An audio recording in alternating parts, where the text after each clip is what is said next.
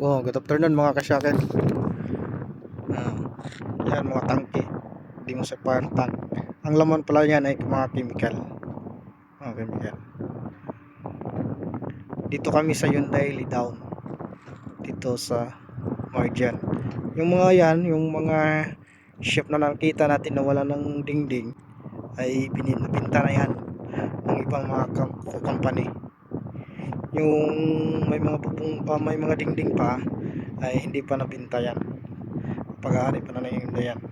Itong may wala ng dingding, ayun, nabinta na yan ng mga ibang kontraktor din. Yan. Ito, kalawak ang lidaw ng Hyundai dito sa Marjan area. At saka matangke. Yan ang crane ko. Ang capacity ng crane ko na hawak ngayon ay 80. Yan lang ang nag-iisang crane na lang dito sa buong project na to. Yan ang hinahawakan ko sa Precom. Ang ano yan, nakatiyo yan sa Precom commissioning department. Ang budget yan ay Precom. Yan. Ito. Yan. Ang ganito to kalawak ang lidaw ng Hyundai. Ay dito, nasa gitna ng disyerto to. Itong mga kabilang makikita natin ay kabilang kumpanya na rin.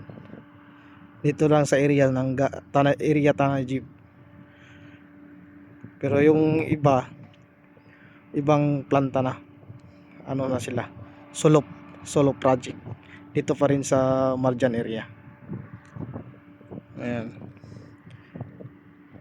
Yun lang mga kasyakel, at maraming salamat sa mga suporte na walang sawang sumusuporta sa aming mga video at saka sa aming mga solid followers and supporter. Thank you and God bless. Bye bye sa inyo lahat.